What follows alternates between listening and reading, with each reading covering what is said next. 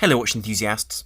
Now today I'd like to talk about something a little bit different for once. And it's not so much a history today, but rather a video about some of the most influential movements of the last 100 years that really have served to move horology forwards in terms of the movements that we expect in our watches and which we would hope to see made by the manufacturers we love. Now I would like to point out that this is very much a matter of opinion. It truly is my opinion with regards to whether or not these movements are historically important. But in my eyes, these movements have changed the way we look at watches and what we expect from watches, from movements which have changed the way watches are made to movements which simply have changed our expectations of the way watches are produced. However, before I begin this video, I would like to invite you all to join me on the social media platform Snups at The Watch Guys. And this is a group set up specifically for you, my viewers, to discuss matters of horology with myself and indeed with other enthusiasts, as well as giving you the ability to ask me any questions and suggest any video themes or topics that you find interesting. Therefore, I really do feel this will allow you a greater role in the production of my videos, and will hopefully enhance the viewer experience. And it's certainly been great to see over 400 of you contributing with pictures of your collections, and indeed any questions, which really has been brilliant in creating a fantastic community of watch lovers. So I really would encourage you to follow the link down below and join to enjoy these extra features. Now the first movements I'd like to talk about are the Omega Calibre 550 through 750 models. And these started off in 1959 with a 24 joule 19,800 VPH movement, which was the 550. And this was a new line of Omega automatic chronometer movements that were designed for the Constellation originally, and were seen throughout the Constellation line through those years. Though I feel that it's with the 561 that Omega really entered their stride with regards to producing a watch with a movement which defied belief really with regards to producing a chronometer movement in such large quantities and to such a high quality. Now from their inception in 1959, this line of movements were very, very high quality and made to a really beautiful standard, with fantastic beveled edges on the movements, as well as just wonderful decoration on all the plates of the movement which wouldn't normally be seen. And these movements were observed and seen as true luxury products with those beautiful swan neck regulators and fantastic rotors in that typical form of that era of Omega movements. And in many ways these watches and their movements were seen as superior to Rolex's alternatives, or at least weren't seen as direct competitors because Rolex produced far more utilitarian designs for their movements, whilst this really was a beautiful and high quality chronometer. And of course this was a line of movements which provided a great deal for Omega in terms of being a movement which was designed from the start to be a high-end chronometer automatic movement. And of course it was temperature regulated as well as adjusted in various positions to give it the optimal accuracy really. And the accuracy of this watch was legendary, and this movement was truly legendary in that during the early years of production, the movements in this line were certified in their 10s and 20,000s. But by the October of 1964, and before February 1966, we know that 100,000 consecutive models of this movement were certified and noted as especially good results by the Bureau Officiel that certified them as chronometers, which really is a testament to the quality of these movements. And I would see this movement as being one of the very first of these large-scale chronometer movements which were produced to such a high standard, but were still produced in large numbers. So this was the first really of the high-quality luxury products which were mass-produced. And if these movements were known for their accuracy, they were also known for their versatility and their functionality in more testing circumstances and their durability. Because these were in fact used in the case of the 550 in the Seamaster 300, which is a testament to how resilient these movements were, as well as the fact that they were some of the most beautifully decorated and well-made movements of their time. But the fact that these movements could resist the peril, I suppose, and the perpetual difficult circumstances, the additional moisture if the cases weren't quite as watertight as they are today, as well as the fact that they would be bumped around, and yet these movements are still working today,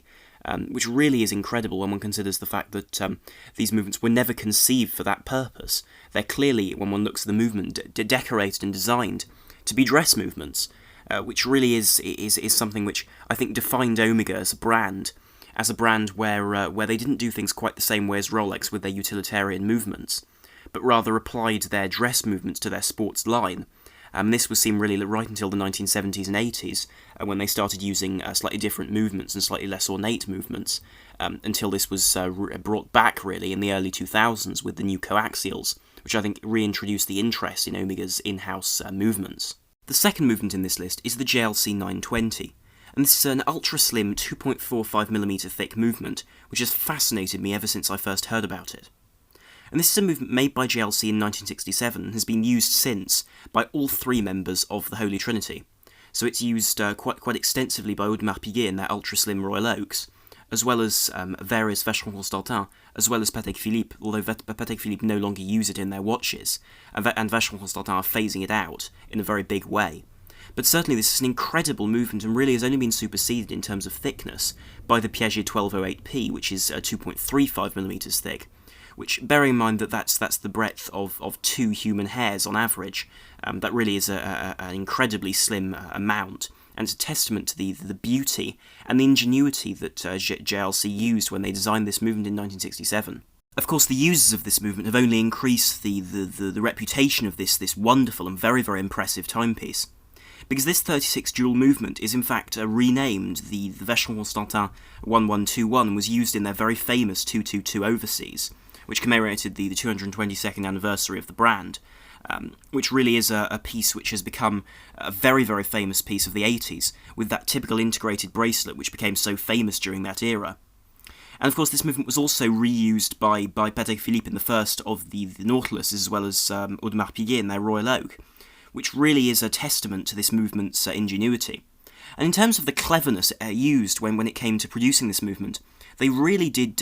consider the way this was made. Because, for instance, that rotor moves on bearings around the edge of the movement, the perimeter of the movement, rather than the centre. So it does wind in the centre, but it runs along those rails around the edge, which allows the rotor to be much, much slimmer, and the whole movement, therefore, to sit at a much more slim level than it would otherwise. So one also has to remember the fact that this movement took 10 years for Patek Philippe to recreate, or rather to reinvent, a movement which had a similar shape and size that would fit into their ultra-slim cases, which is a testament to the ingenuity used by JLC when it came to conceiving such a movement.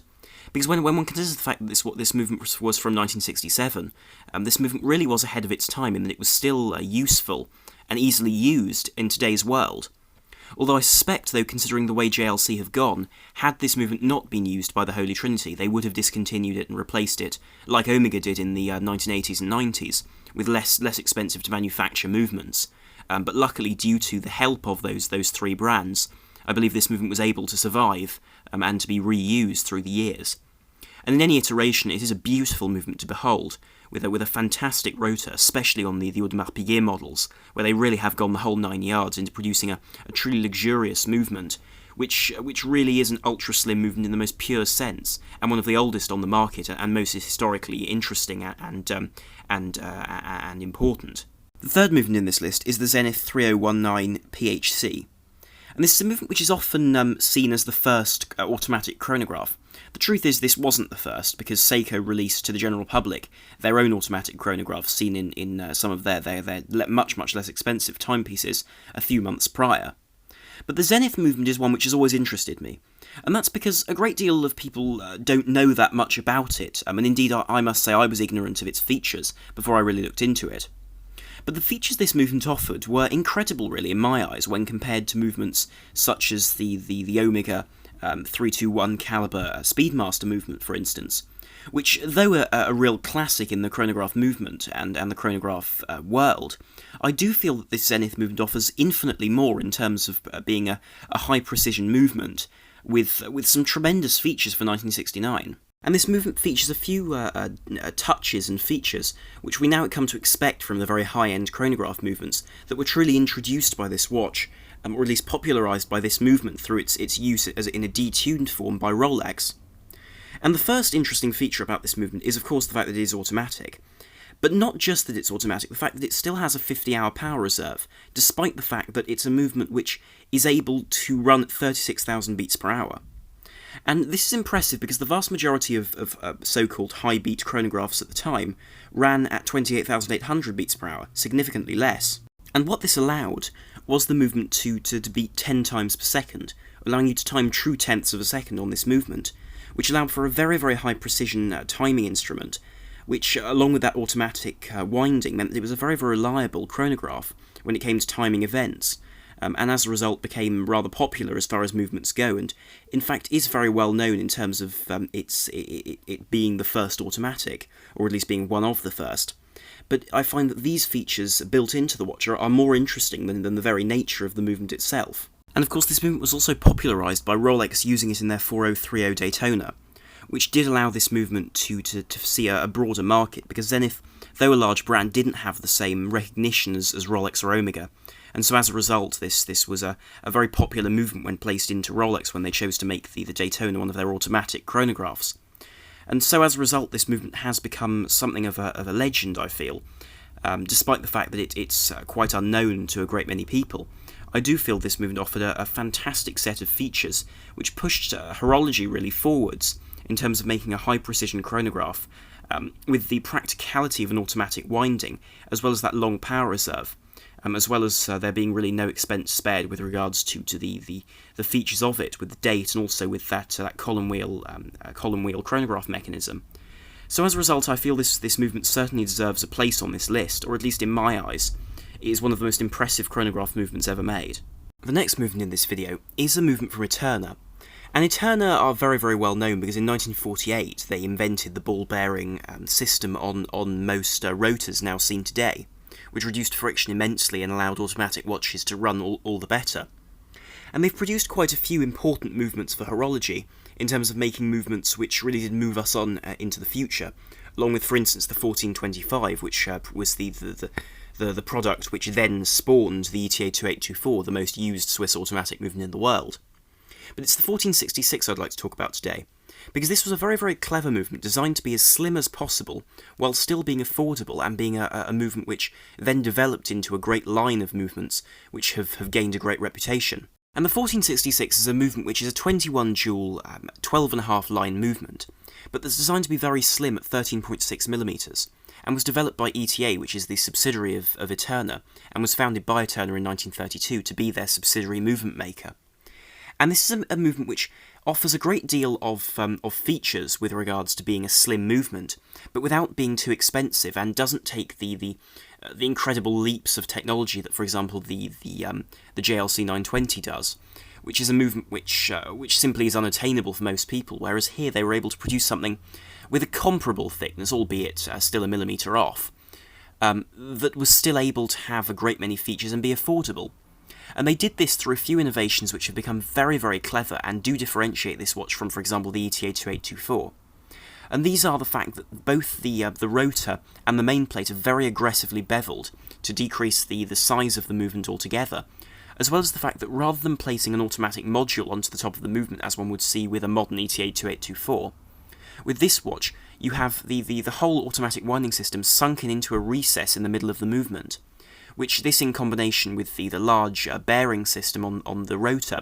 made it an efficient and indeed very slim movement, which was able to be produced and used by Eterna very, very extensively throughout its functional period.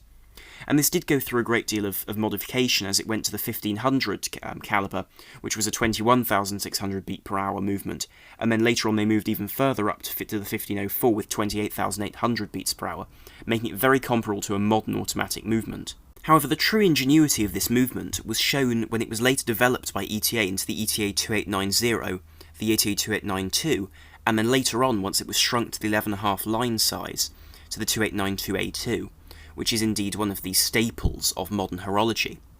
But the curious thing about this movement is that unlike the ETA 2824, which has become a movement which can be regulated but isn't really modified beyond its standard format, this movement was the movement which provided a base for Omega, and indeed George Daniels, the very famous British horologist, who produced their coaxial escapement. And this movement, the 2892A2, was the basis for the popularisation of this incredible coaxial escapement, which allows one to have a movement which has a great deal less friction, because you remove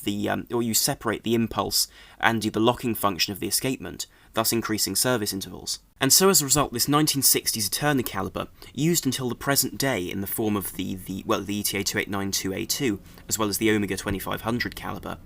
has produced what can be said to be the first functional alternative mechanical escapement to the original lever escapement seen in previous watches for the last 200 years. And therefore I really do see this movement as being one that's been able to, through its tough and robust function, advance the world of horology through the fact that this was the first movement to be able to successfully use a coaxial escapement, and thus move away from the technology which has been used really since the inception of watches, which is an incredible feat and something which really does impress me and I feel is quite remarkable. I really strongly doubt that people at Eterna in the 1960s ever thought this movement was going to have such an impact on the way we look at watches and the way we look at something as simple and as typical and functional as an escapement. Now, the final movements I'd like to talk about are the Seiko 7R68 and Seiko R78, and these are sister movements with a slightly different date placement, but these were the first two Seiko spring drive movements. And I often go on about spring drive, but I truly do believe that this is one of the most influential innovations, and that these movements were some of the first pieces which demonstrated to the general public that you could have a mechanical watch accurate to 1 or 2 seconds a month. And of course these do cost more than a quartz movement, but one gets the history and the care of a mechanical movement, but with the incredible accuracy of a quartz. And the reason why there is this gentleman on the screen in this on this video, who is Yoshikazu Akahane, is that he was the gentleman who came up with the idea of a quartz-regulated mechanical watch. And he came up with it in 1977 and proceeded to work on it in his spare time until 1982. And this was because Seiko didn't have much interest in this type of movement, because they were very focused on their quartz and mechanical lines in a time when quartz was starting to overtake the mechanical world. And so as a result, in 1982 he presented it to Seiko, and with a number of employees from Seiko, they were able to produce a functional prototype, which was able to run for 4 hours on a full charge. And of course this wasn't a sufficient power reserve, but it did spark the start of this movement, albeit in a very inefficient format. And by the 1990s, Seiko had put its full force behind the development of this movement, and had a final production-ready example in 1998, which was sadly just as the designer and the original inventor of this concept had passed away. But these were released with a 48-hour power reserve, and were released in the Seiko Credor line of watches, which is seen to be their higher-end section. And they work effectively by having a mechanical movement that is regulated via an electromagnetic brake on the glide wheel, which is quartz powered. And so as a result, you have a system whereby you have a mechanical movement, but with the escapement controlled by a quartz oscillating crystal. And so as a result, you can get a perfectly smooth run to the second hand and extremely high accuracy out of an almost entirely mechanical movement, apart from that quartz module. And even so, that quartz section is powered by the spring due to the interaction between a magnetized piece moving through a coil. So as a result, it doesn't require a battery that will deteriorate over time, and so as a result, they should last an extremely long time. And so I end the video with the 7R68 and 78 models, which I feel really were the start of a brand new era in the world of mechanical watches, in terms of being a fantastic hybrid between what we know from the mechanical world and the quartz world, to produce something which works for both parties, whether they want something extremely accurate or something with some real beauty to its mechanisms. So thank you very much for watching, and please do like, share and subscribe to help the channel and to enjoy more content here in future. Also, do leave your comments down below as to any movements that you think I ought to have included, or indeed what your thoughts are of the movements I have talked about. So thank you very much for watching. This is Arm on the Watch Guy, over and out.